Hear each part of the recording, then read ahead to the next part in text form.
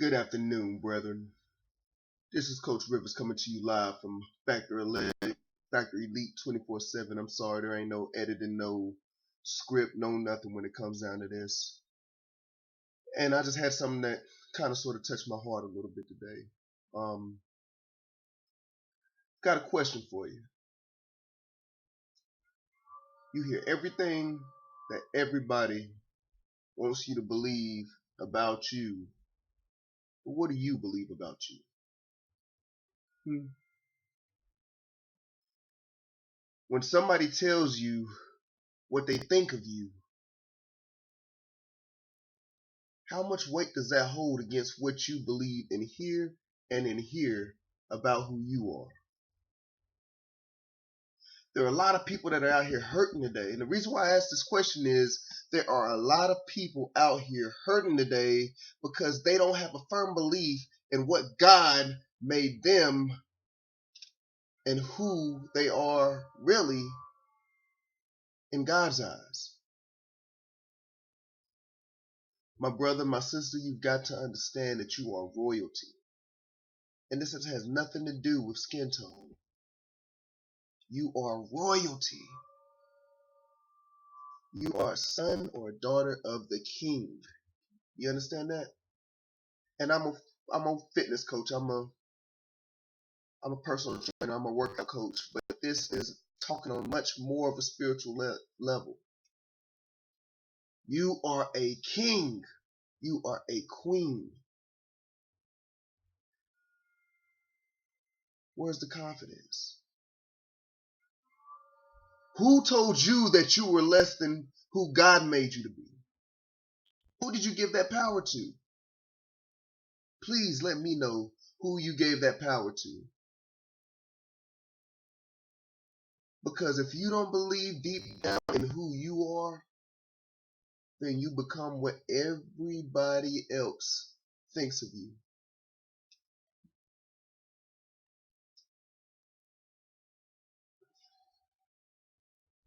You got to understand something. You were destined for greatness from the time that you were born. There's no reason other than that for you to be here. God didn't put you on this earth for you to just suffer for no reason. He didn't put me on this earth for me to just suffer for no reason. We go through our trials, we go through our tribulations, we go through our struggle. But you got to understand who you are and whose you are.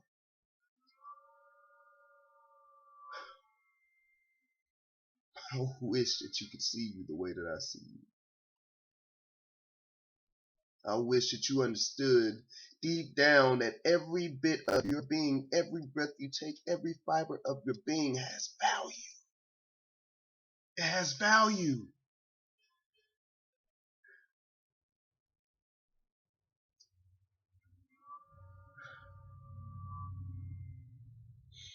Faith without works is dead. And I'm not a preacher by any means. I'm not. I curse. I make my own mistakes. I have my issues. I have my problems. I definitely go through my own fights, my own bouts with my own demons. But I do understand that I am a child of the King, and that comes with the crown. That comes with the crown. Listen here, young king, young queen. You are a force to be reckoned with. You have dreams, you have goals, you have desires for a reason. God has put you here for a reason. He's put you here for a purpose. Live out that purpose.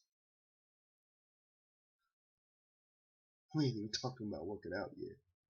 We're just talking about in general. Said I'm nobody. From nowhere. Here to tell everybody about somebody that can save everybody. That's a quote from KB, a Christian artist, rapper. You know, if you want to get uplifted, I would highly suggest you listen to some of his music. But deep down in my heart, I want to let you know that you do matter. You really do matter. You were put here for a purpose. It may not seem like it because you've allowed people to use you, and you've allowed people to abuse you, and you've allowed people to do you wrong.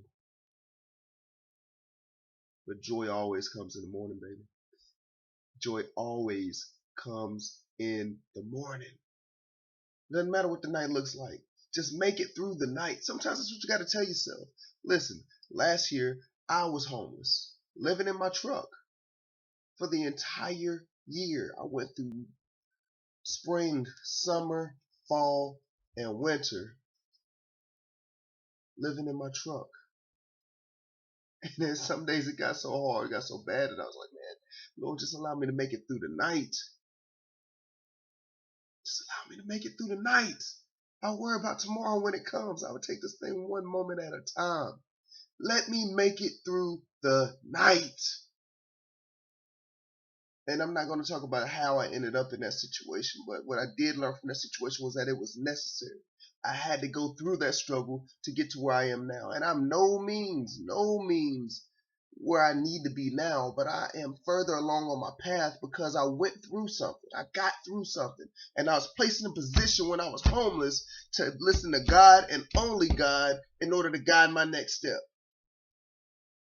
All of my distractors were removed from me, and I had no choice but to trust in God or die.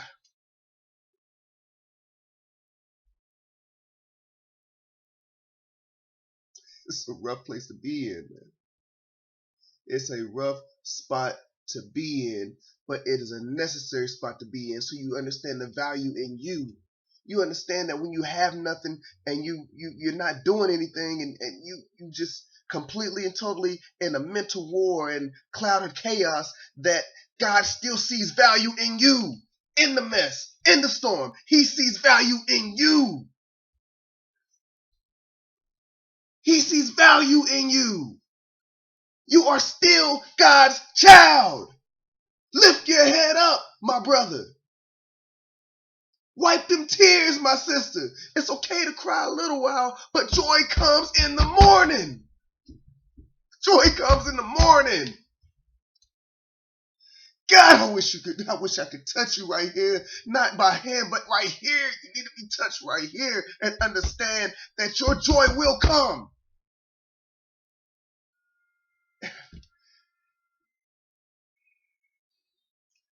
Don't let people take away your peace. Don't let circumstances take away your peace. You got to understand that everything around here, this light, these pictures, this house, these four walls, all this, everything here has an expiration date. It all has an expiration date, including your problems, including your issues, including your faults, including your flaws, including your brokenness, including everything has an expiration date. Will you outlast the expiration date? Will you outlast the expiration date? Can you bring it from within here to outlast it? You're strong. The only way you've made it this far already is because you are strong. There is no doubt in my mind that you're strong. But I understand that under your own willpower, you may be getting tired. You may be struggling. You may feel like you're crumbling. But you got to understand that your God will fill you. He will fill you up. He will renew your strength. He will renew your strength.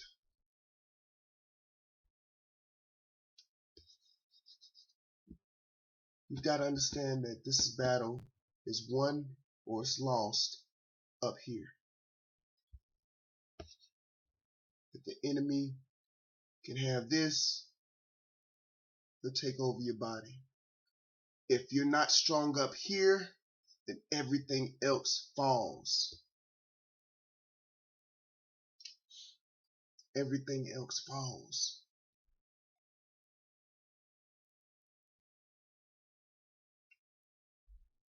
I'm not one that's real up to date on studying my word or anything like that, but I do Recall that when the Israelites marched in the wilderness for 40 years, and they finally come on the edge of the promised land, this land that they've been promised since they've left Egypt and walked around in circles in the desert over and over and over and over and over for years and years and years and years, with their clothes growing with them and God guiding them with a cloud by day and a flame by night. A star by night. That when they got to the edge of the promised land, they just knew all they had to do was walk in. They sent the spies out. Spies come back. Most of them come back afraid because it wasn't quite over yet. No, it wasn't quite over yet. They come back saying that there are giants in this land. We should have stayed in Egypt. We come all the way this way, and we get to the promised land, and there are giants out here. Are you serious? Are you serious? We did what you told us to do, Lord. We walked through this desert for 40 freaking years, and you get me to the land that you tell me is mine, and it's occupied by people that are bigger than me, that are stronger than me, that look down on me like I'm a grasshopper. There are giants in this land. Surely he sent us here to die.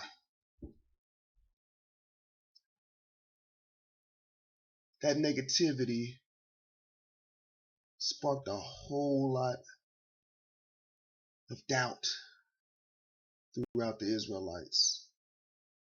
But then here comes some more. The other two that were too busy pulling grapes off the vine, that two people had to bring them back. Grapes so big that two people had to bring them back on its own. And they come back and they said, did God say that? Did God say that this is our land? That this is our land? Guess what? God said it's ours. We can take this. We can do this. Tell me we didn't just walk through this daggone desert for 40 years for no reason. We can take this. But we've got to do it right now. We've got to do it now. Our God is bigger than all those giants. Every single one of them must fall. They haven't went through the struggle that we went through. They didn't just come out of years of slavery. They don't know what the whip on the back feels like. We can take them. They didn't just walk around in the desert for 40 years trusting in nothing but God. The same God that made it rain manna from the sky and fall on the ground, the same God that pulled water out of the rock, he's the same God that's going to allow us to beat these guys. We can take them. We can do this. Caleb said, I'm 80-something years old, and I've been waiting for this for the last 40 years. I've been waiting for this for the last 40 years. I didn't just walk through this desert for 40 years. I didn't invest my whole life in this for no reason. I did not invest my life in trusting God and not get a return. I want a mountain. For my struggle, for my walk, all the way through this, and I trusted God every single day for the last 40 years. I was 40 years old when I took this first step. 40 years old when I decided to come with you. 40 years old when God told you to take me out of this daggone land. I want a mountain. I want a mountain. I am just as strong now as I was then. How do I know? I proved it for the last 40 years. I've watched God stretch my shoes. I've watched God stretch my clothes. I've watched God feed me when there was nothing in this desert to eat. I've watched God. And then I see this land flowing with milk and honey. And the people that are there They've got to go. I don't know how it's going to happen. I don't care. But I want a mountain. The Lord has given me the strength to go get it. If I can walk here for the last 40 years, I'm stronger than these guys that's been sitting on their butt, eating all this honey and drinking all this milk. We can do this.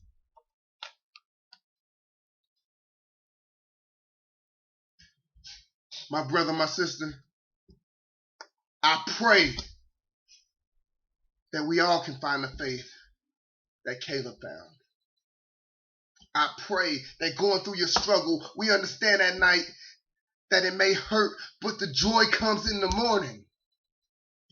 This situation set the tone and set the course for Christians everywhere. If they was unsuccessful there, we would not be Christian here.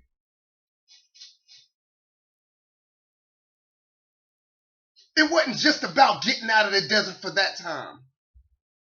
It wasn't about that. They set the course for history. This was an eternal battle fought in heaven and spilled over on the earth, and every strategic plan by General God turned into something else. There was a mission then that affects the right now.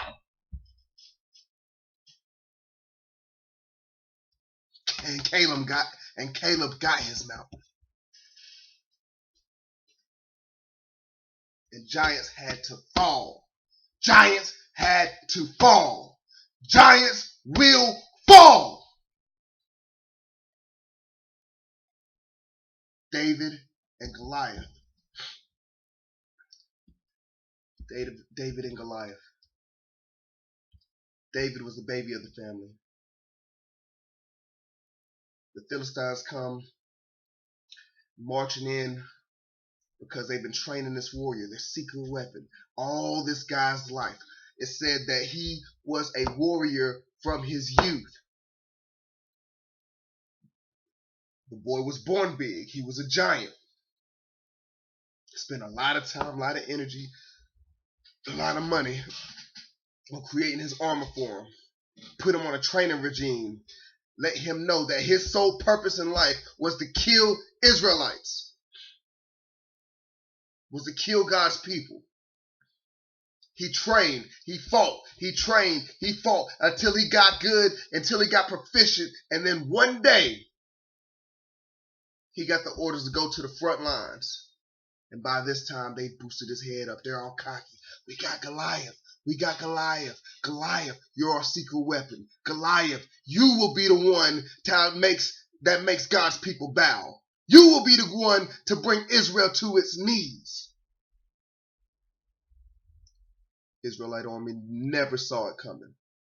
Never saw it coming. King Saul looks over the horizon, and then marched these armies, led by somebody that's substantially bigger, substantially taller. And King Saul was a warrior. And warriors know warriors when they see warriors. So he looked them in his eyes, and he wasn't just big for nothing. This guy was a fighter. He walked like a fighter. He stood like a fighter. He talked like a fighter. He held his spear like a fighter. He held his sword like a fighter. He held his shield like a freaking fighter.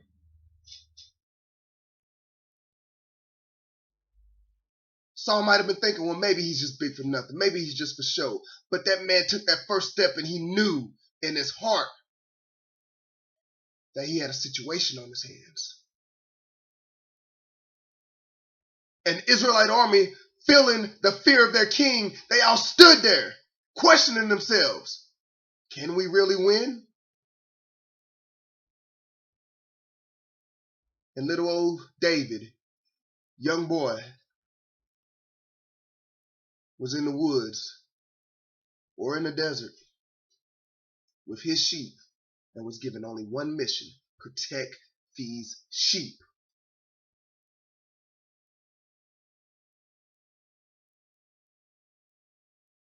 And in the desert, a hungry lion has been stalking them. While he grazes with his cattle, a lion is stalking. I've got to get this meal. I've got to eat something. Ooh, look, there's this young boy. With all these sheep, surely he can't protect all of them.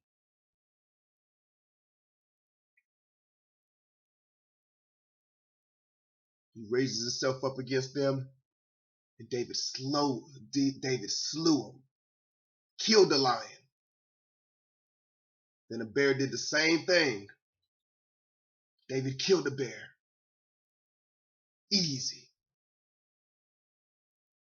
God looked at David and said, he's ready.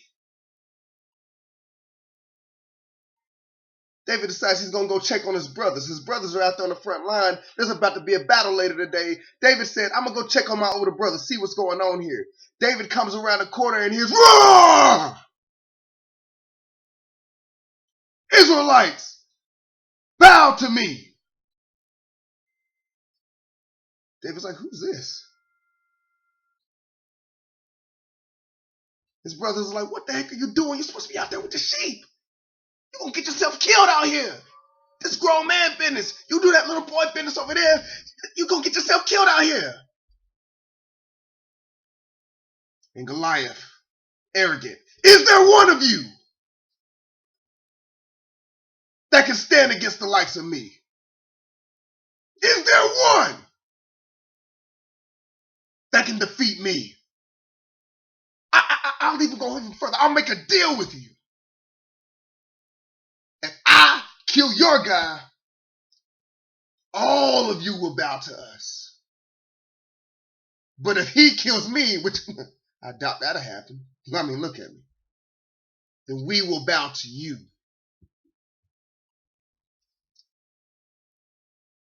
And David immediately felt offended in his heart. Who is this heathen that he raises himself against the armies of God? Have y'all forgot who you are? Have you forgot how good God is? Have you forgot who you serve? We can take him. We can take him. King Saul's like, okay, little boy, listen. You don't understand. I understand you're young and you're all gung-ho and you're ready to get out there, but you're just a little shepherd boy. Go tend the sheep. Go tend the sheep. Leave the fighting for the fighters. You go tend the sheep. And David's like, I am tending to my sheep. I am tending to my sheep. And I cannot sit here and be right in my spirit and hear this guy talk about himself like he's greater than God's warriors and just sit here and do nothing about it. King! Saul's like, okay, you got it. You got it. Here, you want to fight him? Fight him. You want my armor? Here. Hey. Give him my armor. Hey, give him my armor. And the king himself took off his armor. I can almost see that it happened like sarcastically, like here, if you want it, do it. And David's like, with all due respect, King, I don't know what to do with this. I can't. This ain't how I fight. This ain't it. No, sir. Give me a couple minutes. I'll be right back. David walked down to the riverbed, picked up 5 smooth stones. He just looked up. He's like, okay, yeah, that's about right. He picked up 5 smooth stones, but knew in his heart and knew in his mind that he only needed 1.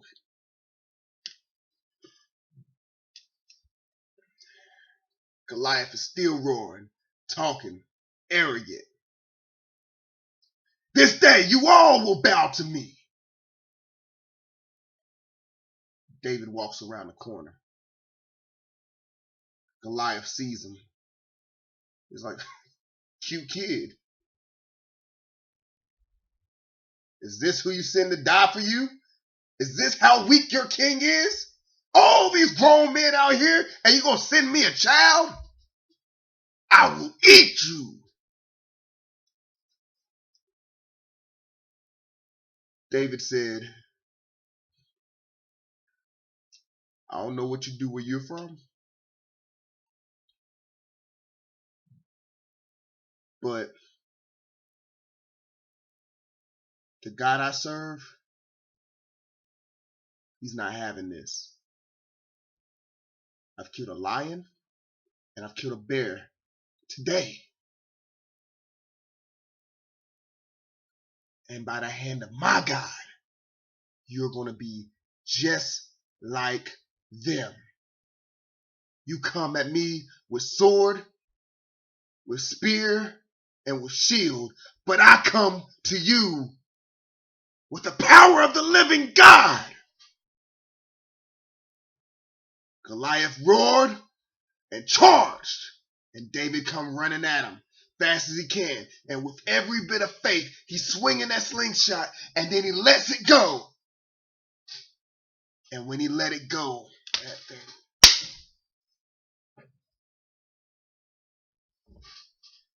perfect landing right between the eyes.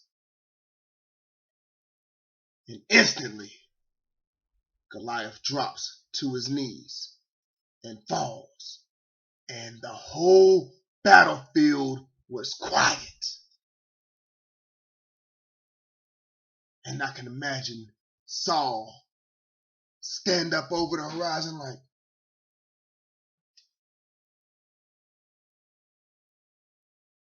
he did it. And the generals of the army of God said, charge!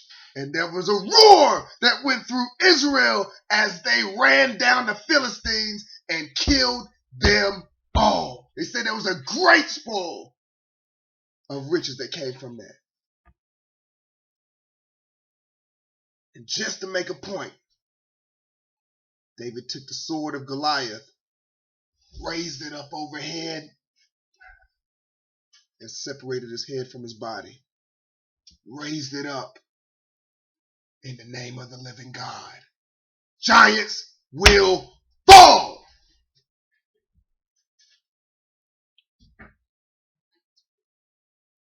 Who do you believe? Because what you see with your natural eyes, it looks like everything is stacked against you. Everything is stacked against you. Prior to David walking up, they looked, these guys on the front line just knew they were about to die. Prior to David walking up, everybody saw the same thing.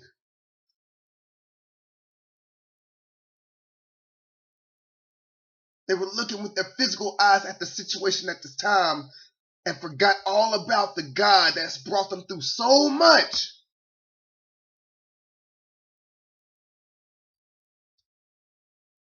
Who do you believe?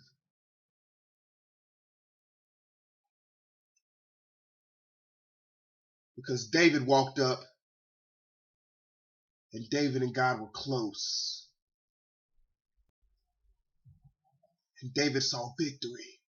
Caleb saw victory.